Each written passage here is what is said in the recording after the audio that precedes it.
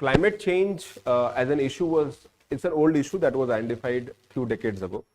और 1972 में पहली बार UNEP United Nation environment programme start हुआ, जहां पे ये पता चला कि climate change is something that will happen in future and there by it has to be addressed. तो क्लाइमेट चेंज पे पहला जो एक ग्लोबल इनिशिएटिव लिया गया as a there was a creation of body called UNFCCC which is called United Nations framework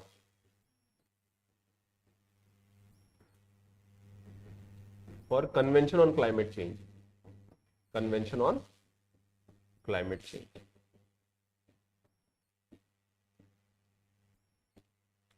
तो mainly इसमें 3 areas पे फोकस था. One area was of course the climate change.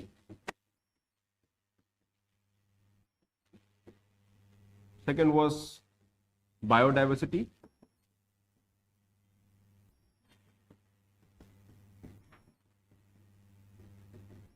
And third is to combat desertification.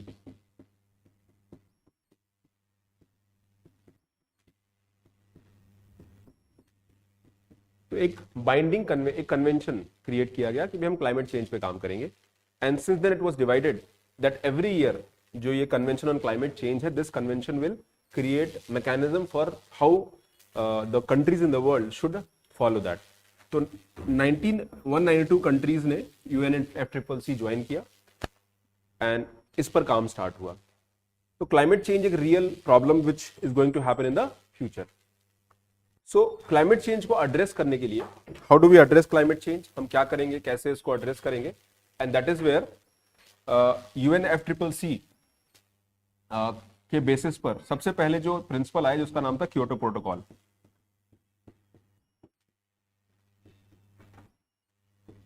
1997 में, and इसका period till 2012 था. तो Kyoto protocol एक Kyoto is a place in Japan और वहां पे एक सेशन हुआ. बेसिकली इसमें क्या होता है, इनकी हर साल मीटिंग होती है, इनका नाम होता है COP, कॉन्फ्रेंस ऑफ पार्टीज. तो कॉन्फ्रेंस एंड पार्टीज में सारे कंट्रीज आते हैं, मिलते हैं and they decide the agenda for climate change. Climate change अगर हो रहा है तो हमें क्या करना चाहिए. सो क्लाइमेट चेंज अगर हो रहा है तो हमें क्या करना चाहिए, मिटिगेट क्लाइमेट चेंज. कैसे आप क्लाइमेट चेंज को टैकल करोगे, how do you do it, बताइए online students. How do you address climate change. Climate change को कैसे आप टारगेट करोगे. मल्टीपल वेज है. अफॉरेस्टेशन करोगे, ग्रीन ग्रोथ पे टारगेट करोगे, पोल्यूशन कम करोगे, बेटर टेक्नोलॉजीज लाएंगे, क्लीनर टेक्नोलॉजीज जैसे EV व्हीकल्स हो गए या फिर BS6 व्हीकल्स हो गए. तो ये क्लाइमेट के चेंज के हिसाब से, या फिर today we talk about climate resilient agriculture. तो क्योटो प्रोटोकॉल ने एक binding, it became a binding agreement.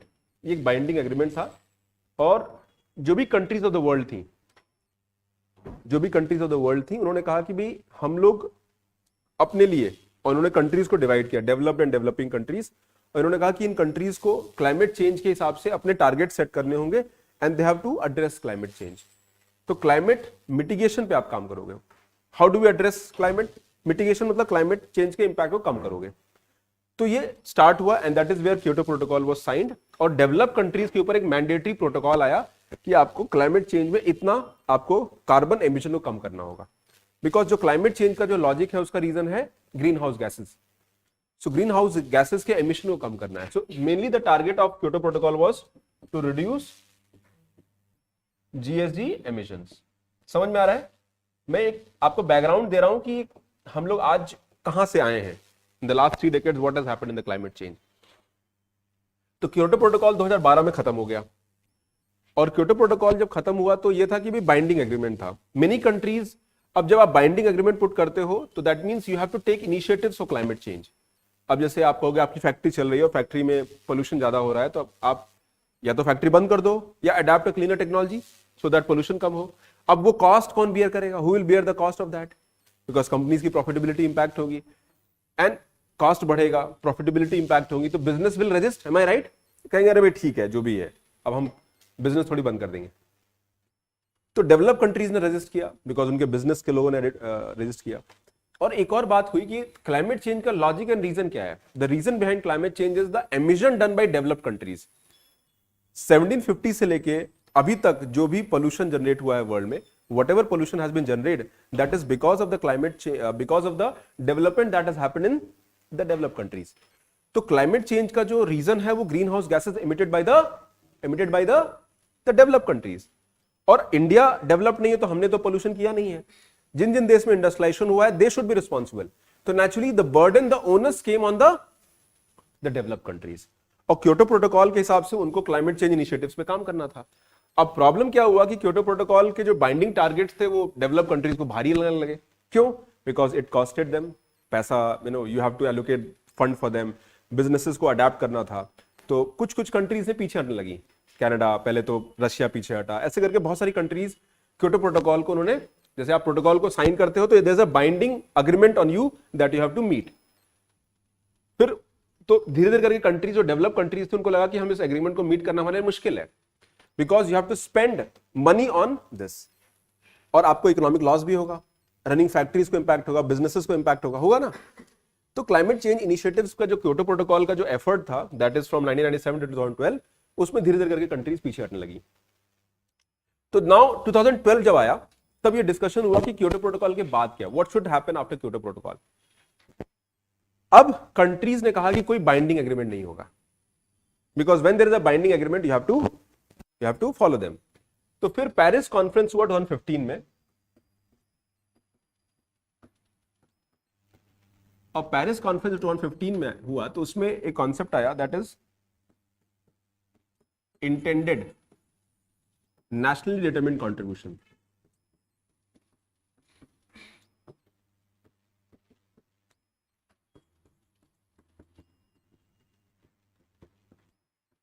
That is INDC बोला गया, जो अभी हम लोग NDC बोलते हैं.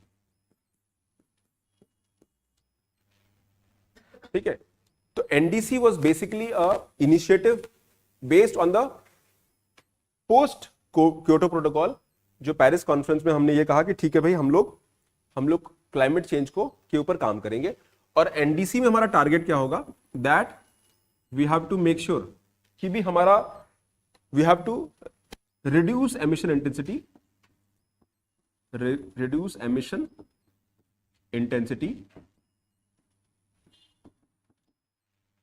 to ensure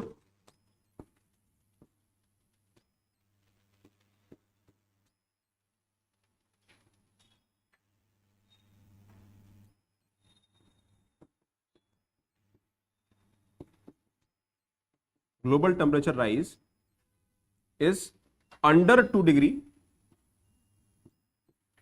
Celsius pre industrial era. तो उन्होंने कहा कि भाई जो इंडस्ट्रीज, जब इंडस्ट्रियलाइजेशन नहीं हुआ था, तो जो हमारा टेम्परेचर था, तो हमको 2 डिग्री कम करना है. जो प्री इंडस्ट्रियल एरा में, मान लीजिए प्री इंडस्ट्रियल एरा में हमारा ग्लोबल टेम्परेचर मान लीजिए 30 था, तो 32 क्रॉस नहीं होने देना है. So we have to be within the limit of 2 degree, और preferably it should be 1.5 degree.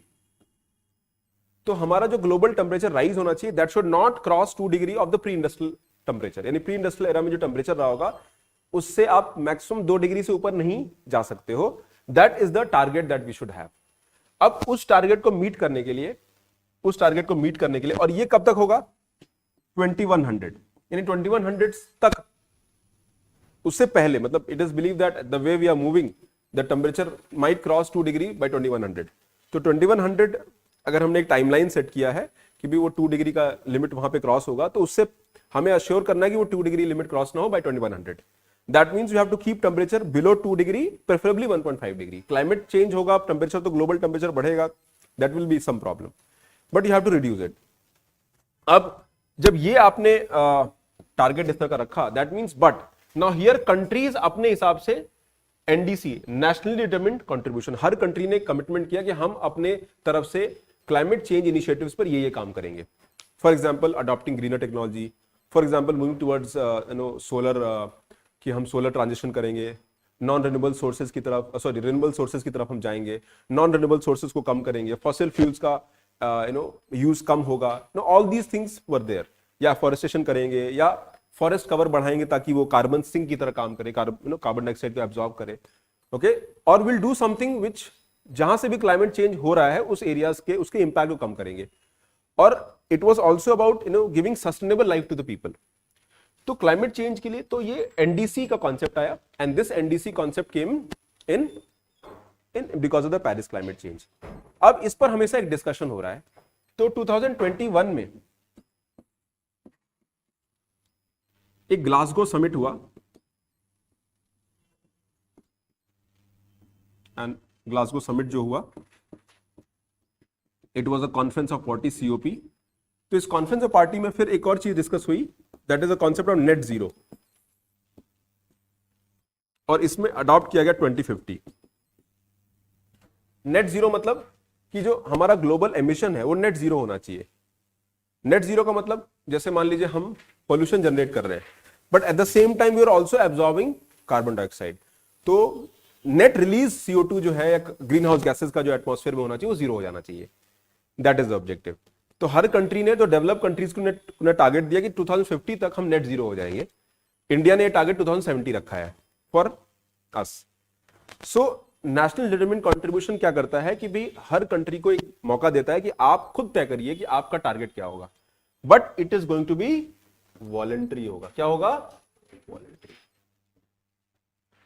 आप टारगेट खुद तय करिए, पहली बात। दूसरी बात, जब आप टारगेट तय करोगे तो आपको उसके लिए जो भी कमिटमेंट्स होंगे आपको करना होगा। हाँ, उसकी रिपोर्ट हम लोग बनाएंगे। तो पेरिस समिट के तहत जो है एक रिपोर्टिंग होगी, और रिपोर्टिंग पब्लिक डोमेन में रहेगी। That means it is like a moral compulsion on you that are you really following your climate change initiatives और नॉट। और अगर वैसे तो वॉलंटरी है, लेकिन लोग सवाल करेंगे, आपके देश को लोग सवाल कर सकते हैं। People can question that.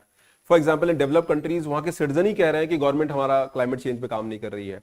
अच्छा, दोनों तरफ से there is a pressure. Industry के लोग कहते हैं कि भाई आप क्लाइमेट चेंज के नाम पे इंडस्ट्रीज बंद करा दोगे। So it is a very difficult situation, but countries have to adapt to a cleaner fuel in future. That is what is in real. और क्लाइमेट चेंज इनिशिएटिव्स पे आप काम करेंगे और आप अपना कंट्रीब्यूशन सेट कर दोगे। फॉर एग्जाम्पल इंडिया की बात करते हैं। If you talk about India, तो भारत का क्या कहना है कि हमारा जो है, हमारा एनडीसी क्या रहेगा? पहली बात तो कि हम लोग जो है बाय 2030 हमारा जो एमिशन इंटेंसिटी है इसको हम लोग पहले 2005 का लेवल तय कर लेंगे, और 2005 का जो लेवल होगा उससे 30-35% कम करेंगे। इसको फिर बाद में 45% कर दिया है, अभी फिर से रिन्यू कर दिया है।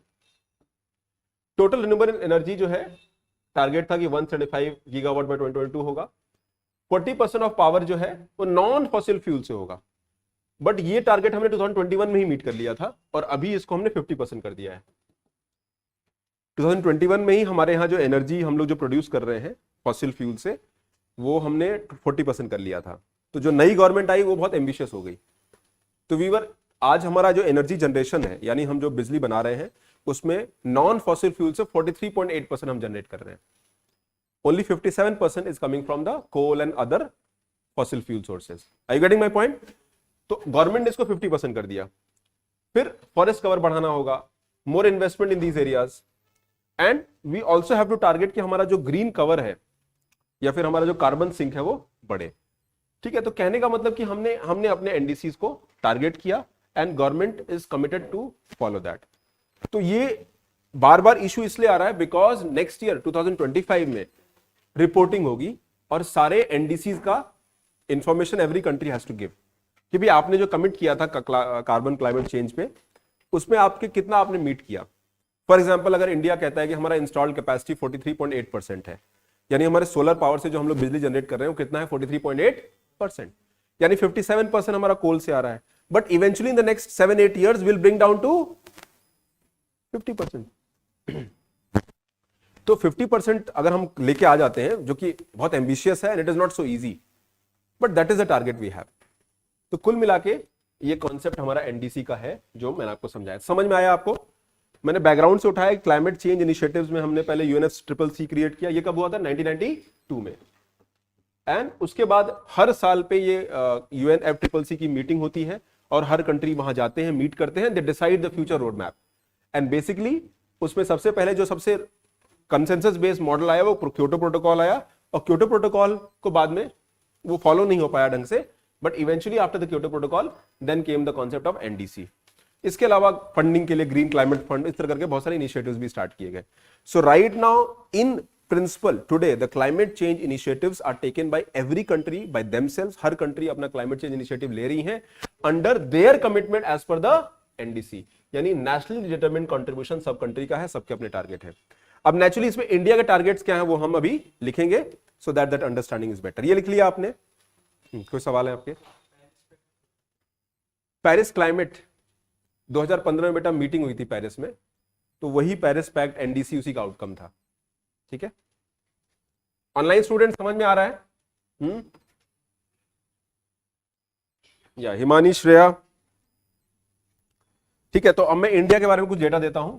लेट्स सी द इंडियाज, इसको लिख लीजिएगा, ये दिया नहीं है एनडीसी स्टेटस।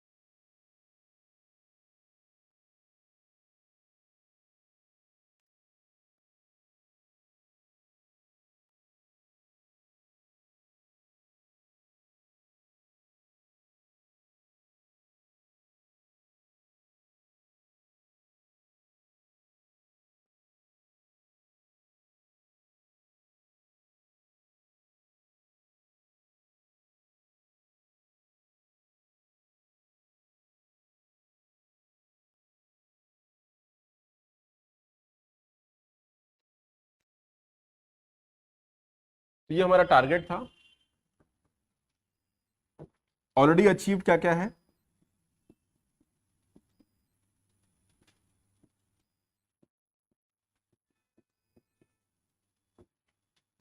तो दो चीजें हमने ऑलरेडी अचीव कर ली हैं।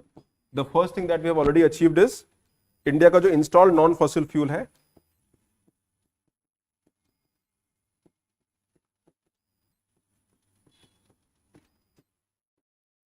(43.81%) पहला, तो ऑलरेडी हमने ये 40% को मीट कर लिया है। The second is emission intensity जो है ऑलरेडी 33% कम हो चुकी है। एमिशन इंटेंसिटी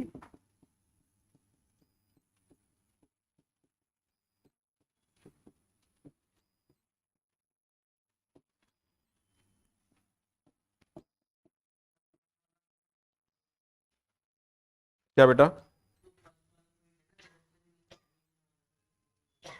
समझ में नहीं आया? अच्छा ठीक है, एमिशन इंटेंसिटी का मतलब, हाँ तो जो हमारा 2005 में जो लेवल था, जो भी हमारा एमिशन इंडस्ट्री था, उससे हम 33% कम कर लेंगे। उस ईयर में जो हमारा एमिशन इंटेंसिटी था उससे हम 33% कम कर लेंगे, 30 to 35%। ऑलरेडी हमने 19 में अचीव कर लिया ये ना। अब हमारा टारगेट है उसको हम 45% कर देंगे बाय 2030। दैट मीन्स हमारा जो एनर्जी इंटेंसिटी तो बढ़ेगा with time, but percentage wise, अच्छा ऐसा नहीं इंटेंसिटी कम होगा, प्रोपोर्शनेटली परसेंटेज वाइज उस वक्त जो परसेंटेज था उसके प्रोपोर्शनेट में हमारा कम हो जाएगा। ओवरऑल तो बढ़ेगा बट परसेंटेज वाइज कम हो जाएगा, because we are talking about कि परसेंटेज वाइज कितना है, मैं ग्लोबली बात कर रहा हूं। तो एमिशन इंटेंसिटी जो होगी हमारी वो धीरे धीरे हम लोग कम करेंगे। टेक्निकली देखा जाए तो ये सही नहीं है, बिकॉज एक्चुअली एमिशन तो बढ़ेगा ना, व्हीकल्स बढ़ रही है, सब कुछ बढ़ रहा है, तो एमिशन तो बढ़ेगा, बट जो उस टाइम का जो पर कैपिटा थ्रेशोल्ड होगा उससे हम कम कर लेंगे। That is where the focus should B.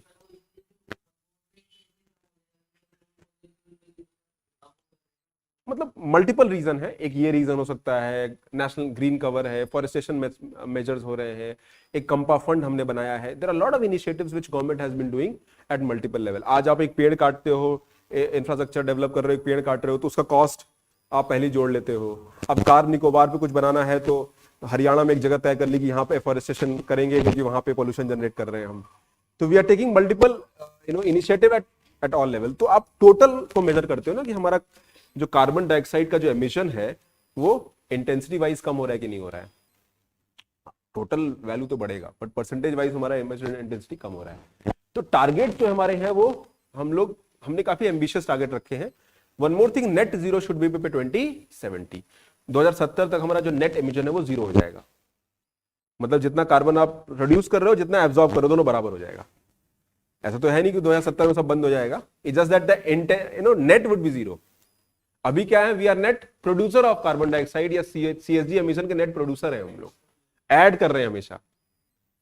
ठीक है, तो एक बहुत बड़ा चैलेंज है। तो अगर इस आर्टिकल आप देखोगे तो this article is mainly about that only कि भाई 2 लाइन इसमें लिख सकते हैं एनडीसी क्या है। NDC is a non binding, आगे ये लिख लिया सबने, note it down. NDC is a non binding climate action plan, non binding climate action plan.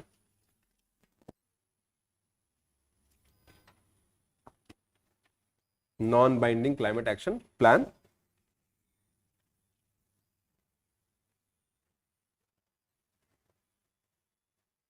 for both developed and developing countries as a part of Paris Agreement. For both developed and developing countries as a part of Paris Agreement. For both developed and developing countries as part of Paris Agreement.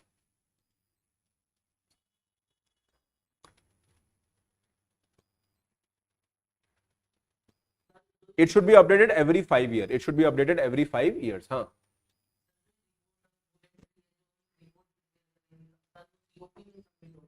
हाँ, every 5 year पे, मतलब COP तो एक conference of party में meeting हो रही है, आप वॉलंटरली जो अपने मतलब ओपन एटर्स पे रिपोर्ट रिलीज कर दीजिए, सारी चीजें, दैट इज इट।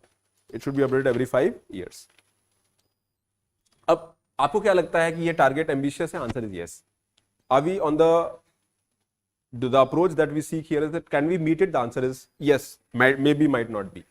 जैसे अगर हम बात करते हैं कि भाई इंस्टॉल्ड कैपेसिटी है ना, तो इंस्टॉल कैपेसिटी होना और प्रोडक्शन होना दो अलग अलग चीज है। भाई मशीन आपका 10 यूनिट की है बट एक्चुअली 6 यूनिट जनरेट कर रही है, तो इंस्टॉल्ड कैपेसिटी है, 100% मीट हो रहा है कि नहीं हो रहा है, वो अलग बात है।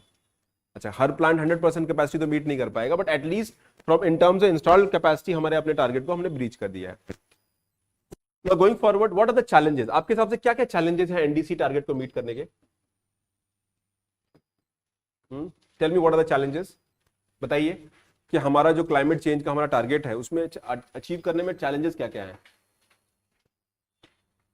बताइए, challenges in achieving NDC target.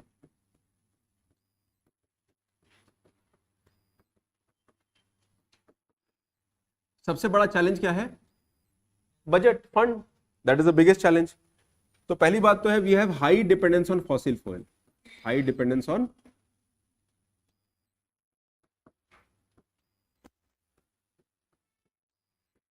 तो फॉसिल फ्यूल आपको जो एनर्जी जनरेट करता है it is very consistent and regular, unlike solar से इतनी अच्छी बिजली नहीं मिलती है। तो आज भी 57% यहां पर है। Now you can't reduce it in overnight, it will take some time. तो एक हाई डिपेंडेंस है। दूसरा है high infra cost, high infra cost.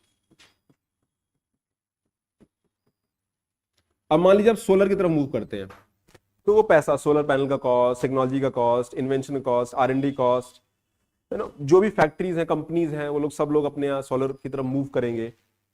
अब उसमें भी 2 तरह का है, rooftop solar, grid based solar. जैसे मैं आपको बता रहा हूँ, इस वक्त गवर्नमेंट की बहुत सारी स्कीम चल रही हैं जिसके तहत आप, जैसे मान लीजिए आपकी फैक्ट्री है एंड आपका पावर लेट्स से आप 150 किलोवाट आपका कंजम्पशन है, मान लीजिए। जैसे हमारे हाउस होल्ड का कनेक्शन का कितना लोड होता है? 2 किलोवाट, 5 किलोवाट, इतना ही होता है। तो you running a factory, small factory, इतना उसका लोड है। तो आपने कहा ऐसा करते हैं, इसका सोलर सिस्टम लगा लेते हैं। तो आपने एक सोलर सिस्टम लगा लिया अपने फैक्ट्री के छत पे, आपने पूरा रूफटॉप लगवा लिया। अब रूफटॉप लगा लिया और ये ग्रिड कनेक्टेड है, ग्रिड कनेक्टेड। तो you need smart grid for these, you need smart grid for these. उसके लिए आपको गवर्नमेंट को पैसा खर्च करना पड़ेगा। अब इसमें पता चला ये सेटअप है, तो ये सेटअप मान लो 40 लाख का है, तो आपको 40 लाख इन्वेस्ट करना होगा। गवर्नमेंट इसमें सब्सिडी दे देगी, आपको लोन सस्ता दे देगी, कहेगी एंड यू विल प्रोड्यूस। अब जैसे आपका प्लांट जब आइडल होगा, आइडल मतलब जब पावर प्रोड्यूस नहीं, जब बिजली कंज्यूम नहीं कर रहा है, then at that time you will produce power, और वो ग्रिड में वापस जाएगा। तो मान लीजिए 100 यूनिट आपने कंज्यूम किया और 20 आपने जनरेट किया, तो आपका नेट पावर कितना हो गया, 80 यूनिट, इतना आपको पे करना होगा। तो you are producer also and consumer also. तो अब गवर्नमेंट इन सब चीजों पे काम कर रही है, बट इसके लिए हाई इंफ्रा कॉस्ट है, अडेप्टेशन कॉस्ट है, विच तो government is incentivising the businesses, everybody. तो ये एक और आप देखो सोलर हर घरों में भी आप लोग लगवा रहे हैं, बिकॉज गवर्नमेंट इंसेंटिवाइज कर रही है, इंसेंटिव दे रही है। तो that, but it will come at a cost. इसके अलावा और क्या प्रॉब्लम हो सकती है? लिमिटेड डोमेस्टिक रिसोर्सेज, पैसा कम है, रिसोर्सेज कम है हमारे पास। India is a country with limited resources, per capita जो रिसोर्स अवेलेबिलिटी है वो कम है, वो लैंड हो, मनी हो, पर कैपिटा इनकम हो, ठीक है। और क्या आ सकता है इसके साथ जो प्रॉब्लम जनरेट होगी? For example, we are still dependent on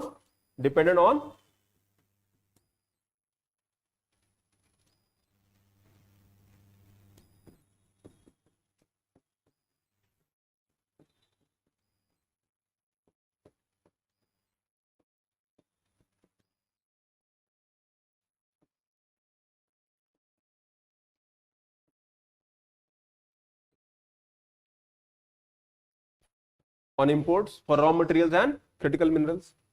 अभी आज भी China is a leader here. अब गवर्नमेंट कोशिश तो कर रही है, but still there are problems. अब आप चाइना से इंपोर्ट किया हुआ सोलर पैनल आपको 100 रुपए मिल रहा है, और इंडिया का बनाया हुआ 120 में मिल रहा है, तो कौन सा लोगे? हाँ, कौन सा लोगे? चाइना वाला लोगे, सस्ता वाला लोगे, ठीक है। बिकॉज यू, और उनका इनपुट कॉस्ट, टेक्नोलॉजी कॉस्ट, वो सारी चीजें एडवांस हो चुकी हैं, their cost of production is lesser. तो कहने का मतलब these are the issues that India might face. ऐसा नहीं कि इंडिया इस पे काम नहीं कर रही है, we are trying to develop our own supply chain. India की कुछ फर्म्स हैं जो इस पे काम कर रही हैं। तो these are the challenges that we see NDC में। तो एनडीसी का कॉन्सेप्ट पता है हमें, एनडीसी के क्या हमें हमारा क्या रियलिटी है at the current stage, and what are the challenges. अब वे फॉरवर्ड क्या है, सोल्यूशन क्या है? नाउ राइट नाउ गवर्नमेंट की बहुत सारी स्कीम्स चल रही हैं, और चूंकि बहुत वाइड होगा, but I very short I will discuss दो स्कीम्स। इसको लिख लीजिएगा क्या क्या वे फॉरवर्ड है। The first is international collaborations, international collaborations. For example, international solar alliance, international solar alliance.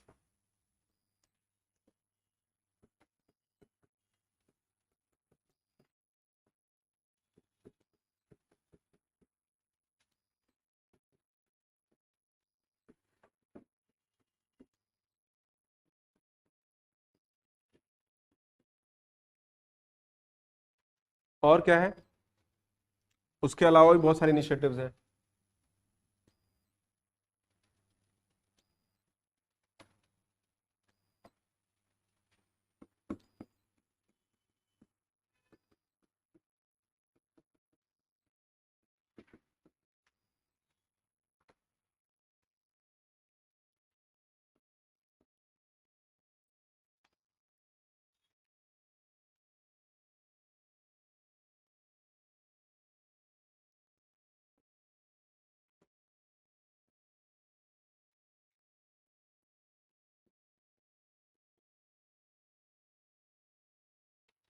Okay, so we have incentives provide कर सकते हैं, national green hydrogen mission.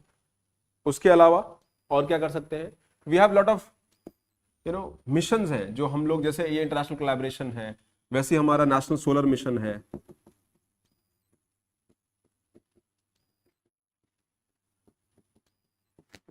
One 175 gigawatt till 2022 हमारा टारगेट था।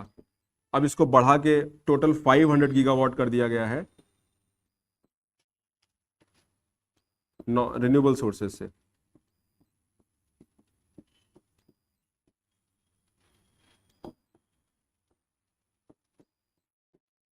तो हमारे ambitious target देखने को मिल रहे हैं.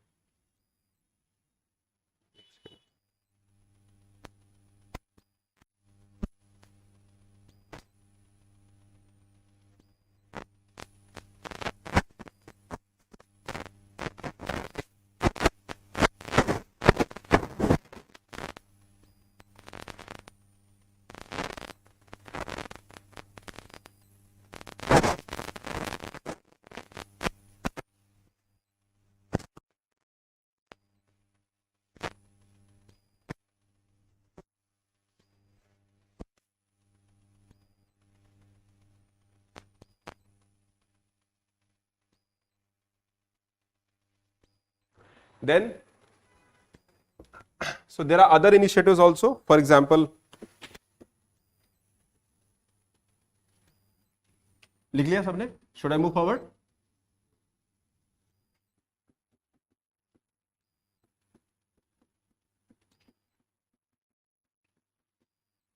Okay, so address infrastructure issues.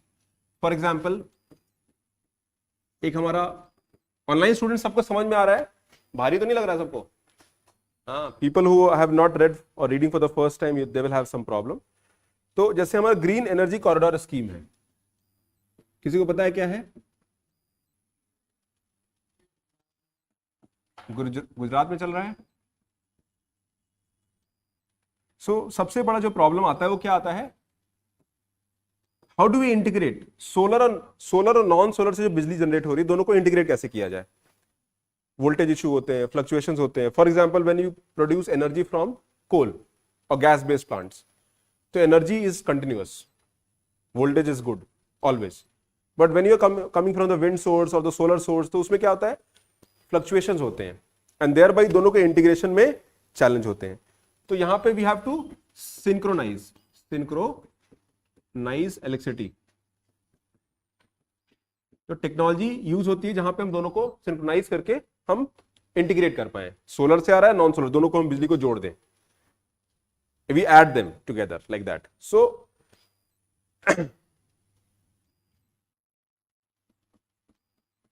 Conventional and non conventional sources.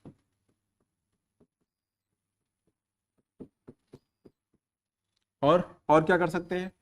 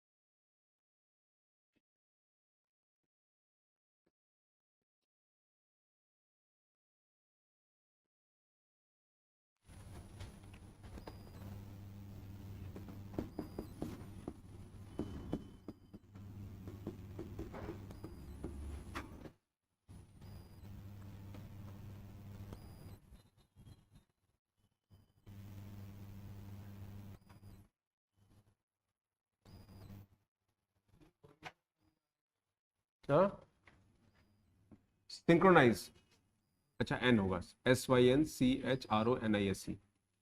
Synchronise electricity from conventional and non conventional sources. Idea is to integrate the power generated from the conventional as well as non-conventional source.